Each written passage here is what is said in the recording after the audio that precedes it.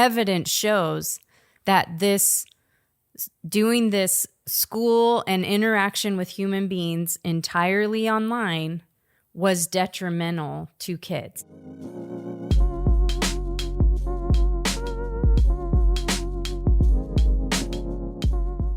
So yesterday, I took the kids over to my parents' house. It was my dad's birthday.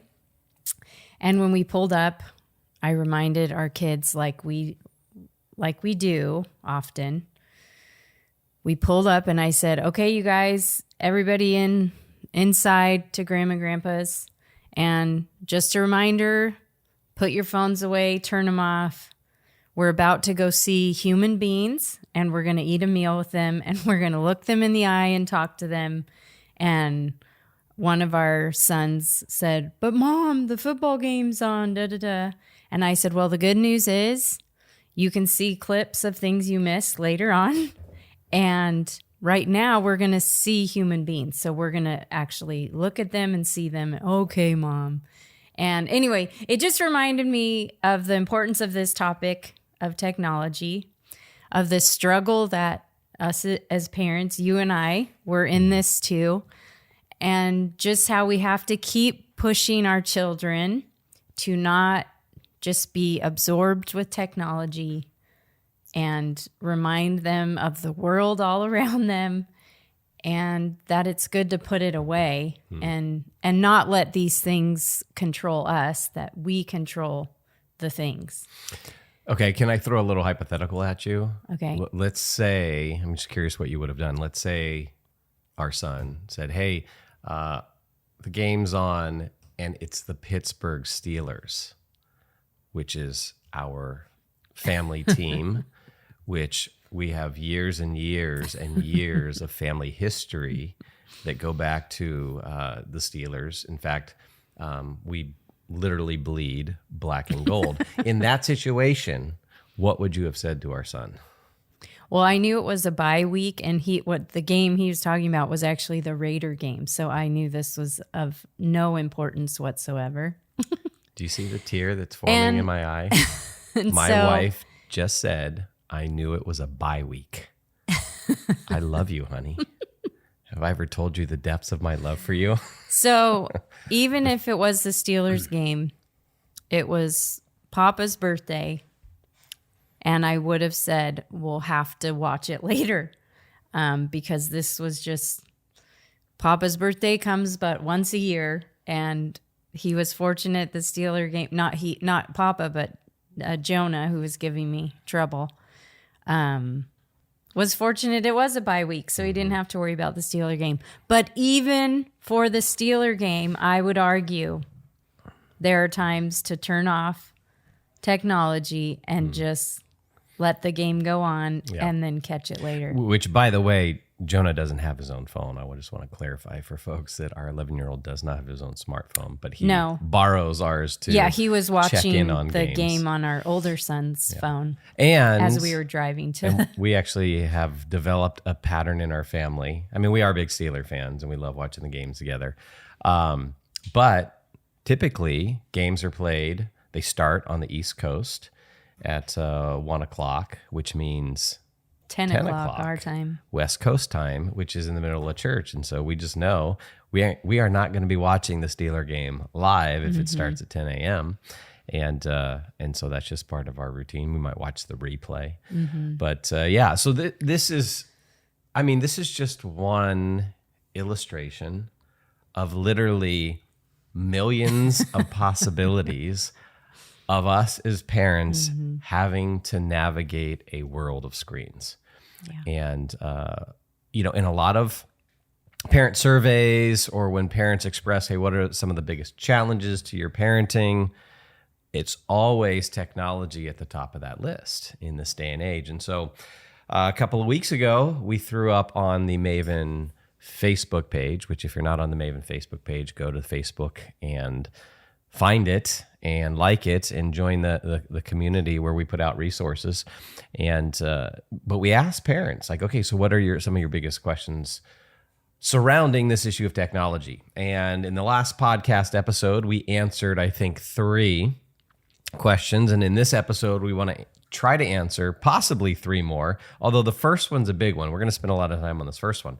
And so this was a question from Shauna. And Shauna, we really appreciate you asking this question, because I know lots of other parents are dealing with this one as well. And we have to think carefully about this one. But this is what she says. She says, our kids need time to be social. That used to be out in the yard playing with neighborhood kids.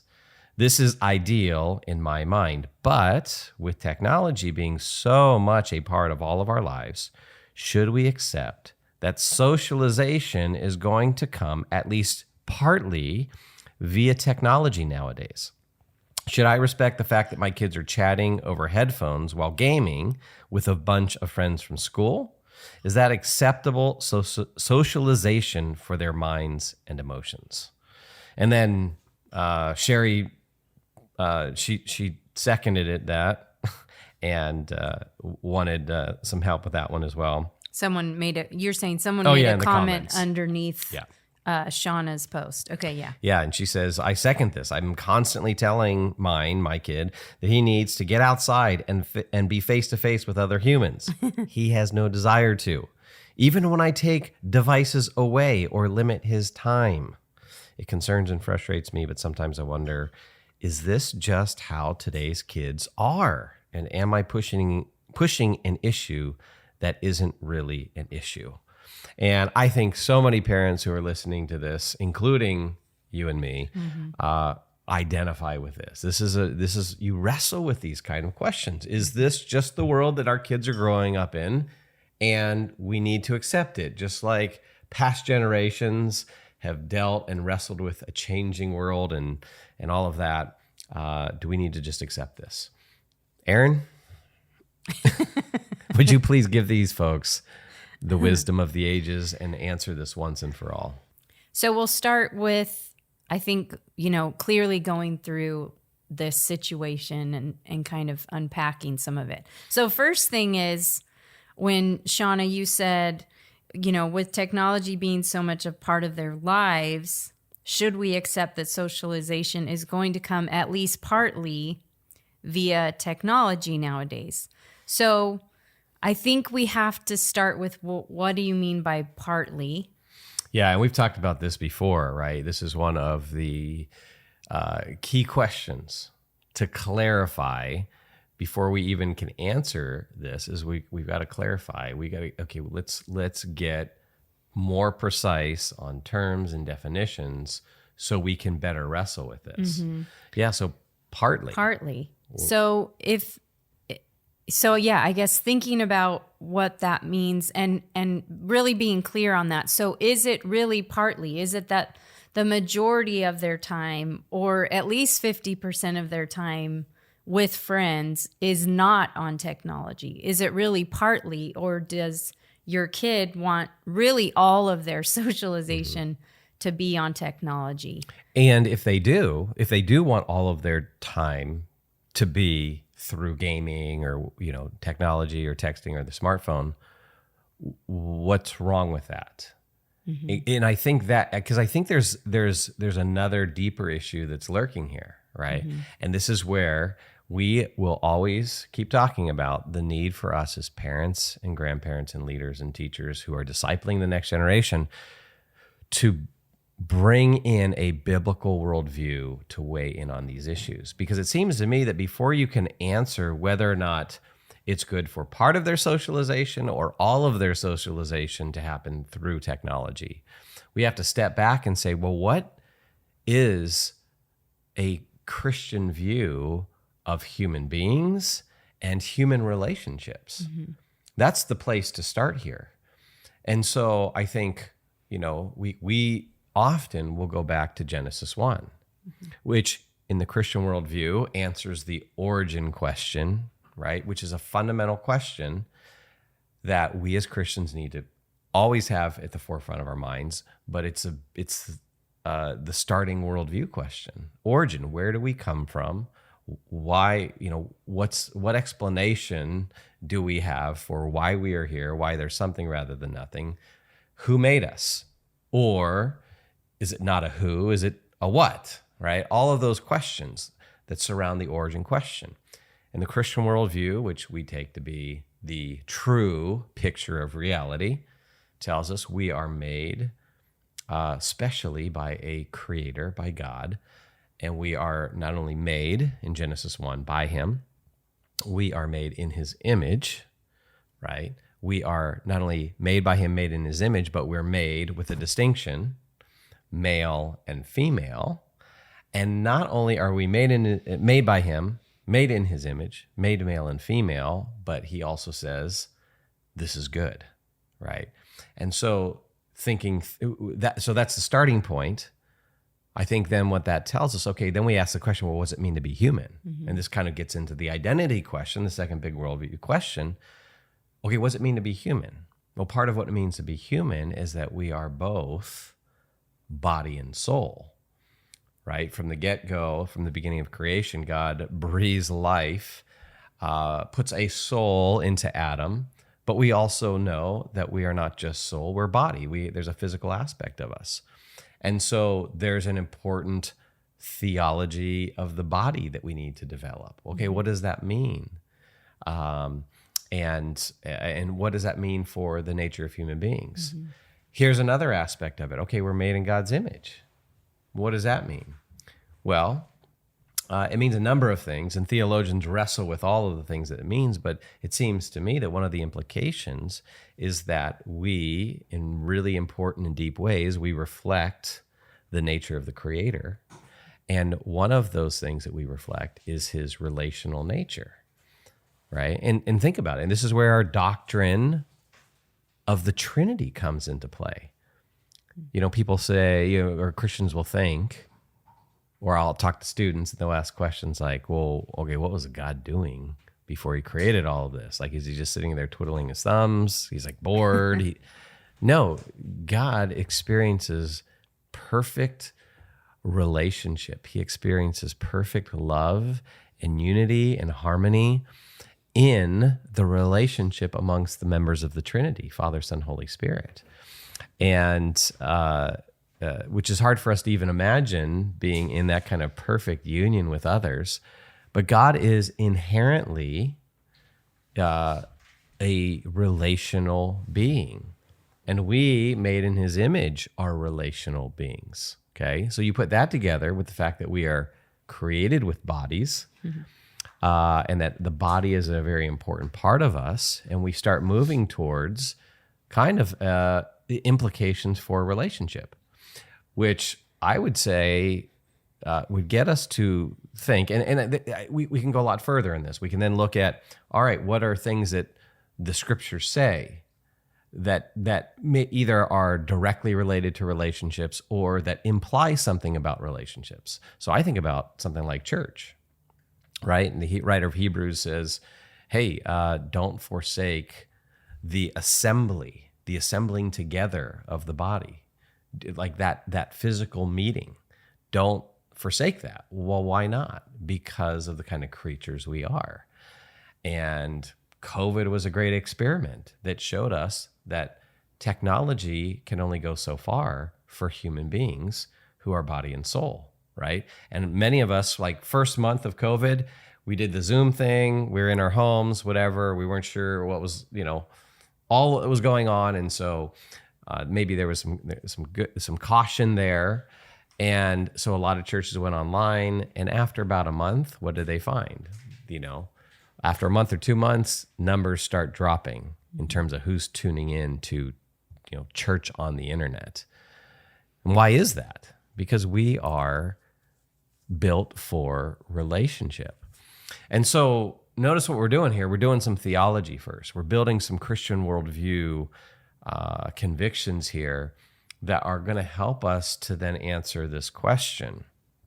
And so, all right, what do we mean when we say socialization can happen over technology? And partly, fully, that identifying all of that stuff and getting clear on that will help us to navigate this particular issue. Yeah, and I hope people are seeing that, like through what you were saying, we're using scripture, which is one one way we discover truth and gain knowledge about God and the world. But then also you talked about COVID and things we learned, and technology and things we're learning about that, which is the other way we gain knowledge and truth is by God's world and the things revelation that we observe in nature. Technology, the way we have it today, is obviously a recent phenomena. And so the scriptures don't say, and therefore it's not good for our kids to socialize always on the, through gaming or whatever. Of course, the scriptures don't say that. So how do we get wisdom on how to navigate, and how do we know, is it fine for our kids to socialize entirely through gaming with friends online?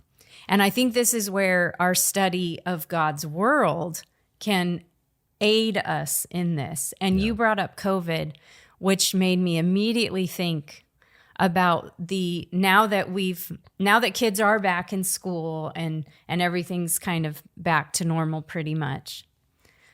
What they're finding now is the great damage that was done to children in particular by going online and doing everything online.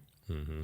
Yeah. And there's all kinds of damage now that they've discovered, social, academic, all kinds of things. But overall, just the overwhelming evidence shows that doing this school and interaction with human beings entirely online was detrimental to kids. Yeah, we saw a rise in anxiety and depression and loneliness, suicide amongst young people during this time.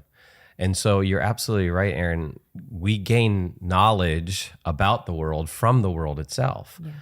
And so, that's just one example. I mean, you can look at also studies that talk about how children from the earliest of ages, babies, need physical touch, right? And, the voice of a mother is important. And of course, you could get that through technology, but you can't get physical touch through technology. And so we as human beings need that physical touch. And it's not just for babies. It impacts the health of us as adults. Being hugged, being touched in, kind of a gentle way, a nurturing way. Having, sitting with someone and having them look you in the eye and listen to you. Yeah. All these things have been studied and proven to somehow, even if you're not a Christian, for some reason, this nurtures us in a really healthy way. Yeah. So what we know from observing God's world is that technology, this new thing, is not just neutral. It's not just this thing that is just neutral, doesn't affect us, and we don't have to think about it. Yeah, that is such an important insight, I think, for parents, especially parents who are wrestling with kids gaming. The kind of socialization they're getting over the internet through gaming is a kind of socialization, but it's not the same kind of socialization that happens face to face. When it's mediated through a screen, it's not going to be the same kind of thing. It's not going to be as deep and as rich and as significant as the screen. So, all right, so we take those insights and we say, I think the first thing we want to say is that socialization of our kids, and the socializing is what we're talking about here, is primarily needs to be through face-to-face interactions. That will be true for humanity for all of the rest of time. It was true in the past. It's going to be true in the future. It's true right now. Our primary means of socializing and being in relationship needs to be face to face. Now, we can't give you a hard fast, percentage. All right, it's like 75% or whatever. But I think we need to say, hey, from our theology, from what we gain in terms of the knowledge of the world that confirms our theology, it's clear our primary socializing has to be flesh in blood, face to face. So now what part then do we allow over technology? That's just something we're going to have to wrestle with as parents over time. And maybe you just start with a general, general percentage. You say, hey, we're going to keep it at about 20-25%.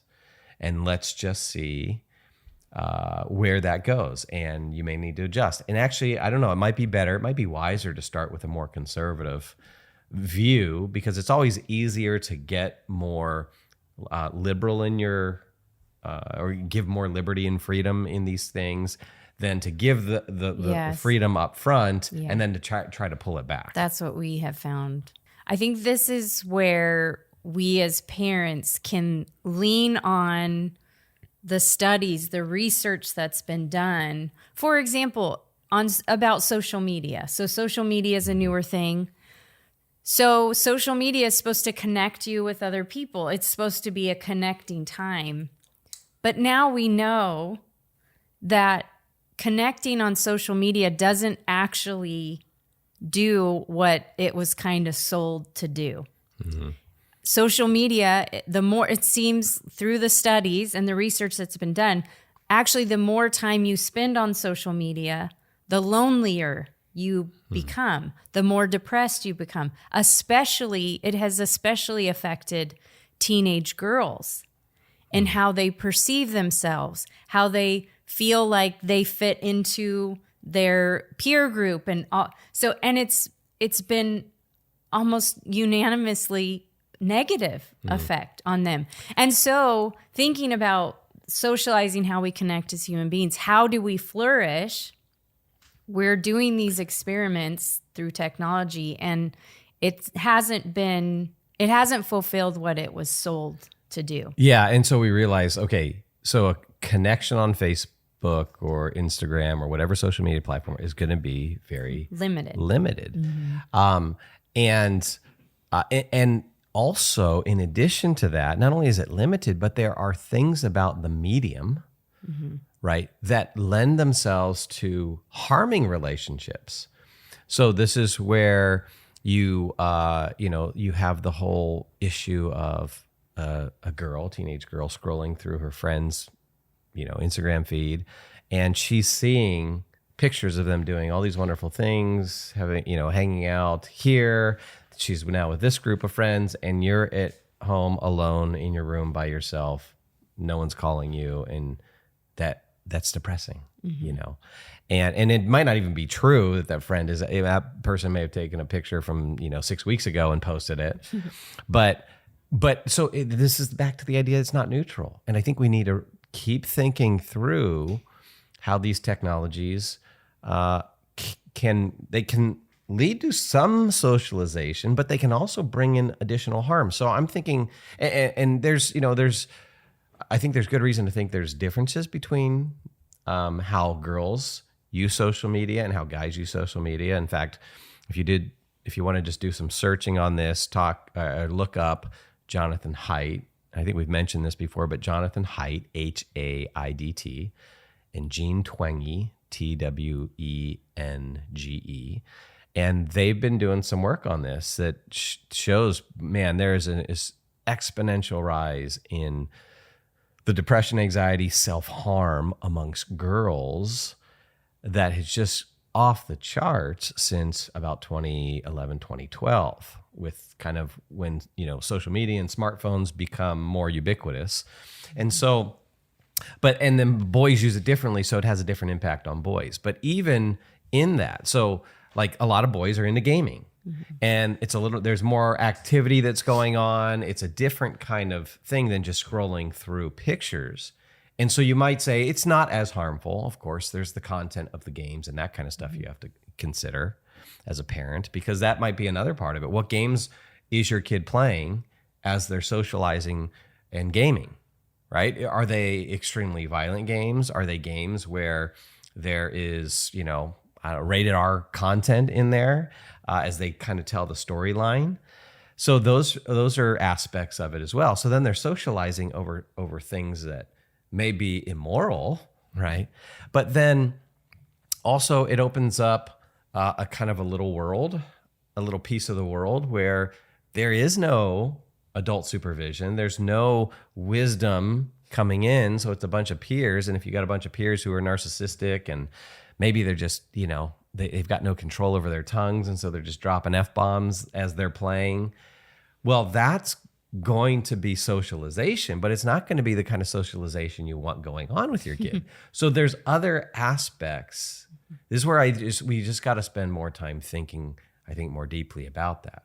So I would say this, in principle, I'm not against socializing over gaming. Like, I think that and I get it as a guy, like, who's played video games before. I get the appeal to it, which would not be appeal to a lot of girls. There's a competition there. That's one reason guys like video games, is the competition, and you're battling against each other, and there's competing, and there's a winner, and so we enjoy that. And I don't think there's anything inherently wrong with that. And so we're not saying, and I think this is important to communicate to our kids, we're not saying that thing is wrong in and of itself. So what we're going to have to narrate for them is, but this cannot fulfill you as a human being in terms of what you need when it comes to relationships. Mm-hmm. And then here are the other harms. Not only is it socializing, but it could be socializing in ways you don't want to be socializing, because it will socialize you into, these kinds of things. There's other issues of thinking about how the more time we spend on technology, it fosters impatience in us, and so there's character things to think about. And so that's why we would say primary socialization needs to be face-to-face, not over technology. I think a good illustration and hopefully you would talk to your kids about this, especially the older they get. So we're bringing them into these conversations and helping them to understand why we're coming to the conclusions that we are, especially if this is a teenage boy that she's talking about, having him be a part of the conversation. But I think a good illustration of that might be helpful to a student would be, we're not saying technology is bad, just like, food is not bad. And there's all kinds of examples you can give, but too much of something can become harmful. Yeah. Like, use an example of chocolate or, some kind of food that they love. In moderation, this is fine. But too much isn't good, and it will actually bring about harm. There's one thing that you can never have too much of. What? That's surfing. I mean, there's no moderation when it comes to surfing. You should surf every day. No, you shouldn't, because surfing could actually become detrimental to your time with your family. Not if I surf with my family. So too much of surfing could be But bad. I surf with the kids all the time, honey. We talked to our counselor about this. See, this is a perfect example of having to argue with your student. Brett just gave a perfect example. Yeah, I was playing like I was a student. Right. And so thinking of examples for them that help them to understand, hey, we're not saying you like this game, Minecraft. We'll give the example of Minecraft. You really like Minecraft. That's fine. You enjoy playing with your friends. That's fine. We're not saying that Minecraft in and of itself is unhealthy and terrible for you to do. But we do know that too much of it is not healthy. And talking to them about, either what you're learning or what you're seeing in them when they spend too much time on it, and making that a part of the dialogue. Go ahead. It's just, there's so many different things that are coming to mind as we do this. Some of the things I'm thinking about are some practical steps, and I think we'll get to some of those practical steps. Are we ready to move to some of those practical steps? Well, I think these the replay, I wanted to talk about this resource that I really love, which leads to one of our practical things of replacing technology with things that we know are better. Yeah, because the implications of what we're saying here is, if your kid is spending 50% or 75% of their time socializing over gaming, it seems to me that's too much. That's gonna need to change. So here's the hard part: is if they've already been doing this, you're going to have to pull back. You're going to have to say no. and there's going to be resistance, as every parent out there knows. Yeah. You might be dreading the fact that we just said this because there's going to be you got a fight on your hands. It's definitely worth the fight. Okay, yeah. We'll say some more about that in a few minutes. But anytime you try to create a new habit, I think you have that angst of giving up a habit that comes natural now. Mm-hmm. And we relate to that, and you can talk about how you understand the pain of that to your kids, but that if we know something is good, that we have to do it even if it's hard or difficult to do. Well, this is good. So what this means is that we have to develop, as parents, a healthy expectation that there's going to be some conflict here with our kid. Yeah. And that's a normal part of parenting. And sometimes I think we're so conflict adverse. We want to stay away from conflict. And I get it. Like, too much conflict is not good. But just when you're dealing as a parent with a fallen human nature, and you're dealing now with a kid who has a fallen human nature, we can just expect in this world there's going to be conflict. But there's going to be long-term goods here. So prepare yourself, gear up for some of that conflict, because you're going to have to say no. But what we want to do is not just say no, right? And this is where, as Erin said, we replace that thing. We look for other good things to replace it with. So, Erin, give us some practical ideas, because some parents we are so socialized as adults by technology that we might think, okay, what do I replace gaming with that's going to have anywhere near the same appeal to my kid? Yeah. Erin, you answer that one. So this resource, the last podcast we did on technology, the Q&A one we did, we listed a ton of resources, and Brett pretty much hogged that whole time talking about resources, even though I had a resource I wanted to mention. But I'm glad I didn't, because I can just highlight this one. I knew that this resource was going to be perfect for this podcast, Erin.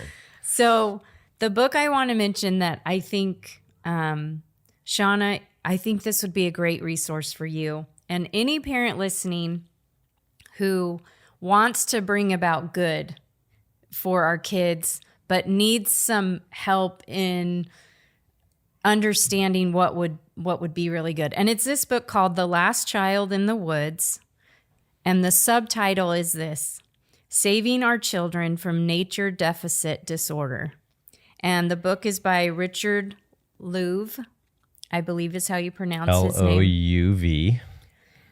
Last Child in the Woods. And Richard is a journalist and an author, obviously. I don't believe he's a Christian.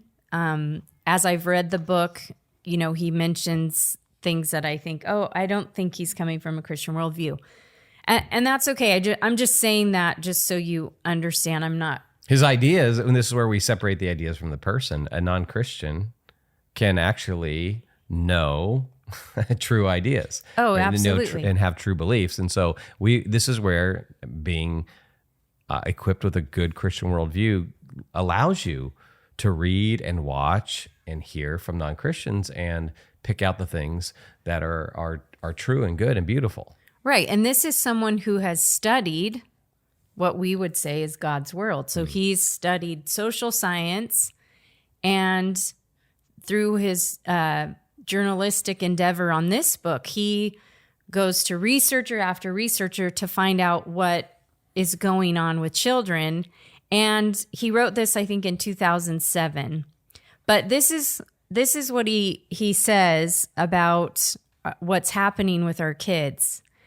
And he says, basically he's explaining, why are we inside so much more now than we used to be outside? Our grandparents, our parents, and even you and I spent a lot more time playing outside than kids today. So why is that? So he talks about, it's even things like domestic air conditioning that exploded in the 1950s, apprehensive parents who keep their children close to home and don't let them kind of wander, a state-mandated school curriculum that does not allow time for the study of outdoors, And then he also mentions overly structured lifestyle as families. And we've talked about several of those things actually on the podcast. So he does, in this part, he's not even mentioning technology, but all these other things that fight against our kids being outside. But as far as what he discovers, and this is what he says about nature deficit disorder, and this is how he defines it. It describes the human costs of alienation from nature. Among them is diminished use of the senses, attention difficulties, and higher rates of physical and emotional illness. And then throughout the book, he gives all these examples of great writers, musicians, scientists in history who spent so much time outside and what that did for them. And there's study after study that connects time outside in nature and the good that brings to us, especially when we're children.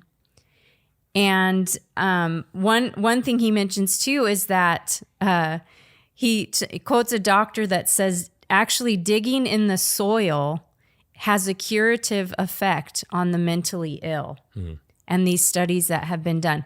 There's all kinds of, he talks a lot about attention deficit disorder and how children who have that, the more time they spend in nature, the less symptoms they have of ADHD. And the more time they're on technology, that is just heightened, that it gets worse and worse. So I'm thinking about what Shauna said in her question. Our kids need time to be social. That used to be out in the yard playing with neighborhood kids. This is ideal in my mind, but is this where kids are at nowadays? We kind of, we need to just adjust. Yeah. And I just want to say to Shauna and to other parents, hey, your maybe some of your intuitions, your inclinations about this are right on. Is right. Yes. You're right. Kids need to be outside more. They need to be in creation, right? In the natural world that points us back to God, that gets us more in touch with the knowledge of God, as Paul says in Romans chapter 1, verses 19 and 20. So again, technology is not neutral. And I think this is more evidence of that. So the idea then here is, okay, so we're going to take away some of this time in gaming or on technology. We're going to turn those devices off. We're going to shut them off. And we're not going to say, okay, you can't game, but all right, well, you can watch a 2-hour movie instead, right? No, we're going to replace it with non-technological things. And so this is where we're going to have to do some work. So one of these that we're recommending is getting outside, outdoor activities. So that sometimes can just mean pushing your kid out the door. Yeah. And saying, hey, get outside and go find some buddies and go play. And so maybe start brainstorming activities so that you're ready when your kid says, well, there's nothing to do. Okay. Well, ride your bike, right? Get the football out or get the Frisbee out or whatever sport. And get out and play with the boys. In fact, as we're sitting here doing this podcast, our son and a couple of the neighbor kids are in the backyard right now throwing the football. And this has just become a regular habit for them, as they know they can't be on technology for extended periods of time. And the more that they do this, the more natural it comes and the more they actually enjoy it. Yeah. And actually, I was thinking how in our house, we've talked about this before, but years ago when our adult children were young, we decided, okay, no TV during the school week. And we'll just, Saturday morning, we'll do a cartoon. And the exceptions were when we had a date night, they could watch a movie together. So that became like something they loved. Like, oh, great, you're going on a date night. We get to watch a movie. But in general, just that weeknights, no TV. And there were a few exceptions to that. And at first, this was difficult. There was crying and gnashing of teeth, and there was pain. But we pushed through that. I don't know if you remember that, but we pushed through that, and then it became the normal. Yeah. And so it wasn't even asked, So right now, our son's out there playing football and they didn't ask to play a game or whatever. They would now if we let them a video game. A video game. Because if we let them, they would be playing a video game right now. Yeah. But we just don't let them. And if he does ask, the majority of the time on a weekday, the answer is no. Yeah. And if your kid comes back at you with, well, I'm bored, right? You as a parent need to say, that's okay. Mm-hmm. That's okay. Actually, boredom is often the first step to creativity. So let your kids be bored. And we actually have a response when our kids say they're bored now. If they say they're bored, I'm like, thank you for saying that, because I have work that you can do. And there's some projects and there's some cleaning. Mm-hmm. And so we're going to do that right now. Thank you for telling me you're bored. And that has shut off that response. Mm-hmm. Our kids will not say to us, we're bored, because they know if they really, truly are bored, then we've got stuff for them to do. Mm-hmm. And we'll fill up that boredom. Yes. So, and that points to how we just have decided as parents that this is something we're going to battle over, mm-hmm. and that our kids in general don't know what's good for them.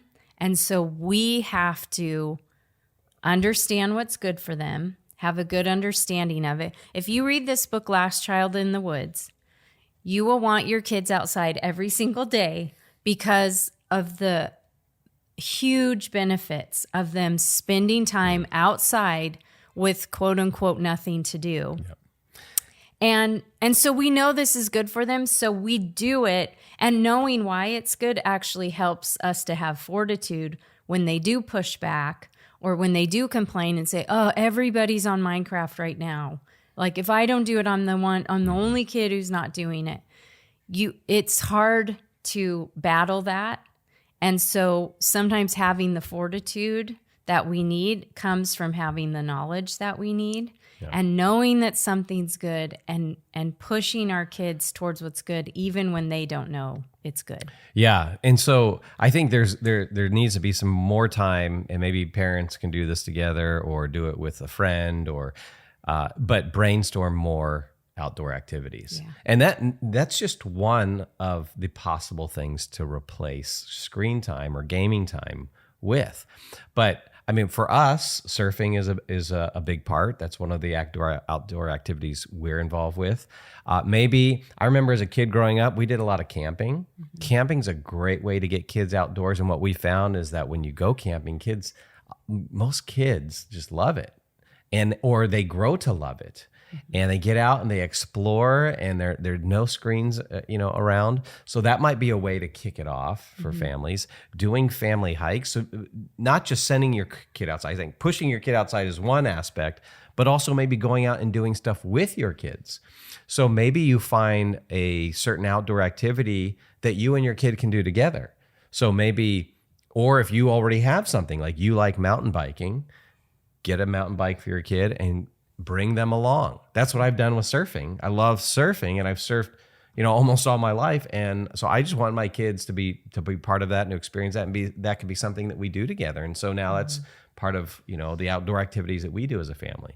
Take a hike, and get your kids to take some ownership in that. Like, have your kid do some searching on the internet for local hikes, or a hike to a waterfall, or something like that, and say, hey, you guys, you pick the hike, and then we're going to go do it, and then go do it as a family. So that outdoor activity is just one. Some other things that we've listed, just off the top of our heads, is music lessons. Okay, so maybe you say, all right, we're going to get you into music lessons, and we should probably do huge benefits to kids playing an instrument, being able to read music. There's so many benefits to that. Yeah, there are studies that show their academic benefits, mm-hmm. Along with the psychological benefits. So that would be something, learning to read and love reading, replace screen time with reading. And again, that might be something you have to start together as a family, where you start reading a book. And we were just talking to some friends last night about, they're wanting to do some family reading time, and we recommended Old Man in the Sea is a great book to start with. And, maybe pick out some really good books that you read together as a family, and you start feeding that appetite, and it will grow. Another thing we love to do as a family when we take the time to do it is to play board games. This, especially with speaking of COVID and lockdowns, we had tournaments going as a family because we were home a lot. And we like to compete. Yeah, and there's so many great board games out there and that are fun. And our kids are a range of ages, so sometimes that can be hard to find games that everybody can play. But Ticket to Ride is a game that we love. Settlers of Catan. Of course, there's all the old favorites, Monopoly, Life, all those games. But these are fun things to do as a family, and our breaks from technology, a way to connect, sit together, look each other in the eye, hopefully not break into a big family fight, which sometimes happens when we play games, which I blame on you. Let's move on to the next one. Sport activities, going out and throwing the ball in the yard. Like we used to do in the good old days. Yeah, find things your kids love to play. And you didn't put on here, but art. What? I was going to say art. I was going to add art. Art. Maybe you got to buy your kid an easel and paints, and set having it supplies like that around and available for kids is really important. Another thing that, speaking of COVID too, that one of our kids got into was gardening. And like that quote I read about how digging in the soil, they have found aids in mental health. And I think that's true. There's something about digging in the dirt that just feels really good. Yeah. And so maybe it's, okay, we're going to clear out a part of the yard and plant some vegetables and do that. There's all kinds of things that your kids maybe don't even know they would enjoy that they, now, because technology is taking up so much of their time, but you start introducing them to these other things. Yeah. And a lot of, as we're talking through this list, I'm thinking, well, these things that we're talking about replacing technology with, almost all of them are conducive to doing with your kid, and where technology isn't. There may be some, dad-son combos out there that game together. Okay, that's going to be rare. Certainly moms and sons, I've never heard of that one, of them gaming together. So technology actually will tend to isolate your kid from you, whereas these activities can bring families back together. And look, even if you lay out that whole list of options and your kid's like, I'm not interested in any of them, that does not mean you give into that. That does not mean you say, oh, well, okay. That's when you say, well, at this point, son or daughter, you just might not know what's best for you. And you're going to have to fight this one. And you're going to have to help them see that sometimes the things that we actually come to enjoy the most, and the things that are the richest and deepest things of life, take time to develop an aptitude for, and then an appreciation of. So just because your kid doesn't like sports doesn't mean you shouldn't get them involved in sports.